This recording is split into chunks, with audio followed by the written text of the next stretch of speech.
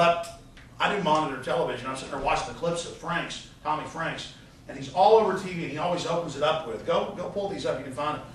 Well, I'm nonpartisan. I'm out of the military now. I'm not a Republican or a Democrat, so I'm saying this as a private citizen. You know, I think the war is really good, and what we're doing over there is really good, and we're getting a democracy, and it's really going to go well. And it's really sad, but what the people are going to want is what's going to happen to keep us safe.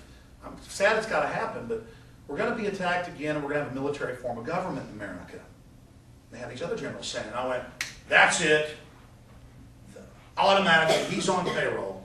He's on payroll out of the government. But I didn't go in there with that, but you do this long enough, you just know. Most of them are on payroll anyway, it's not hard. It's kind of like shooting fish in a barrel.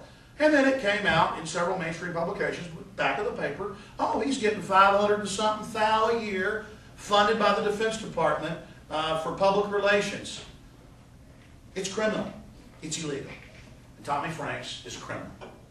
And he's up there on television, on the Defense Department payroll, running around lying to the public, telling us how great martial law is going to be. Introducing it to us. He didn't come out and say, martial law is great. No, he did like, Caesar did, or any other, Roman military man. Sorry, I have to do this before the Republic. I must become the supreme leader.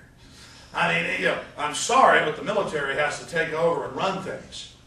Then you find out there's Rand Corporation documents, and it goes back to Nixon and before him, and Eisenhower warns you of the undue influence, beware the military-industrial complex, you see. And so they've always, Rex 84 in the 80s, I had the Senate hearings where they start bringing up the secret plan to put Americans in camps and foment all this, and the chairman, in a way, tells Congressman Jack Brooks, we will not talk about that in this session. You will be quiet. We'll talk about it in an executive classified session. But see, now it's 2007, and last year in January, the Houston Chronicle reported concentration camps, FEMA camps, but they know that the Americans are mad about open border immigration. So they say it's for the illegals and during crises with citizens. And oh my gosh, in the John Warner Defense Authorization Act of 2007, Bush is a dictator. Go read it, and he can abolish all the governors and set up martial law if there's any insurrection or rebellion against His Highness. And then Bush will probably leave office, and then so you get a Hillary, or you get a Newt Gingrich, or you get somebody like that, and it's the same power structure. It just continues to move forward. So, anytime, you see, they know that you're sophisticated, and to a certain level, and so they want to trick you with only one level, or two levels, or three levels of the onion. They want to tell you, oh yeah, there's some bias in the media, it's liberal, or there's a conservative media. But in reality, you've got repeaters. Almost every major editor of the top 50 newspapers in this country, this came out in the hearings in '77, Operation Mockingbird, it's been declassified, are at that time CIA. Now they've broken it up into other agencies to try to compartmentalize it. The Department of Labor, Department of Commerce, Department of Health and Human Services, strangely enough, the Agriculture Department is one of the biggest spenders. But it's all got former colonel, former general, and they head up the media division, and then it's all secret covert payments. Okay? I mean, this goes on everywhere. You'll have a lot of your big city writers who write on the police. They'll actually be a federal man. They'll be a former DEA or former CIA or formerly associated with Special Forces. You see, and these people are everywhere, and it's a good old boy network. And so most of your big editors are government, or they work for corporations in a revolving door, and it's a good old boy, they're fellow travelers. And so this is how this system works. And then you've got the pundits, you've got the people that put out the disinfo, you've got you've got the fellow travelers who've already made their bones, shown they have this pro-elite imperial command and control view. They're put in power positions, and then under that you've got all these different CIA operatives and other individuals who are there paying the contracts or hiring the people.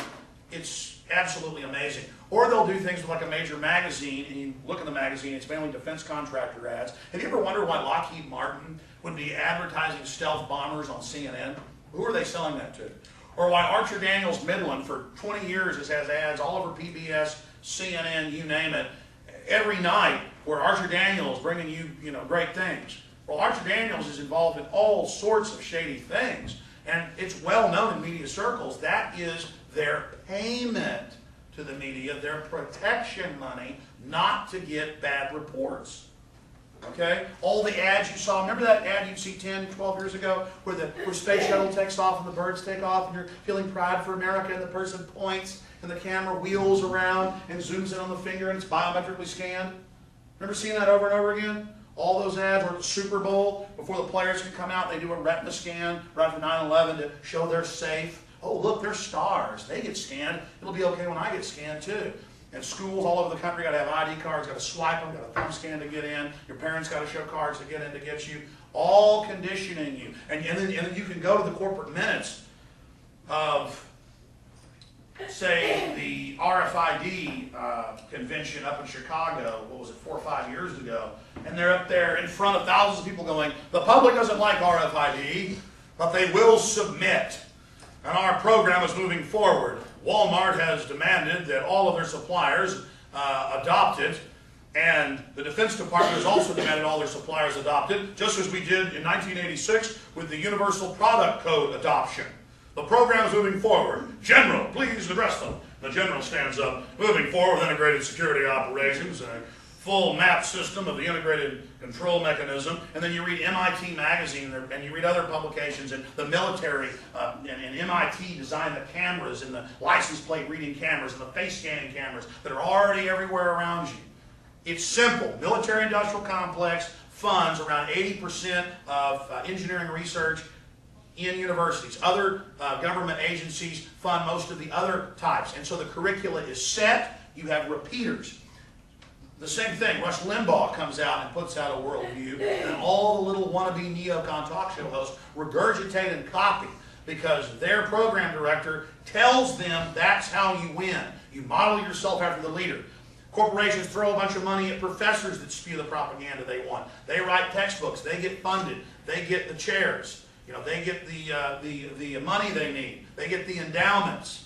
They get the research money. And then all the other professors see this theory getting all this funding. They all start quacking like a bunch of ducks. They go out and repeat that over and over, and now it's become the dominant nomenclature.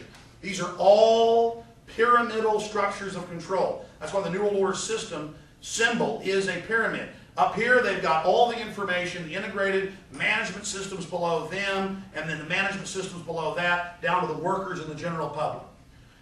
As Orwell wrote, as Eric Blair wrote in 1984, in 1948, you ought to read that book. How many of you read it? I bet you read it in high school.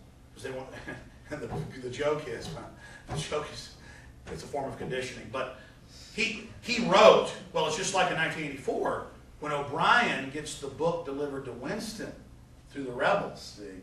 And they want him to, and of course that's Orwell, who I believe was a good guy, but he's giving you a full view. That's why that book is so powerful, because he worked for the BBC, he worked for the Imperial Police in India, he fought for the communists who got shot through the neck in Spain. This guy really lived. In that book he was saying, in that book the government's bombing itself, you see, to keep the control going. It's all so complex, but the reason I got off into George Orwell was, he basically goes through examples of how the language is being destroyed. Have you ever tried to read a newspaper from like 1795? You ever tried to read one? I mean, I got a pretty good vocabulary. I can't read it. And they weren't trying to show off. This is how they spoke. This is that they were intelligent. You try to read a newspaper from 1850? Go do it.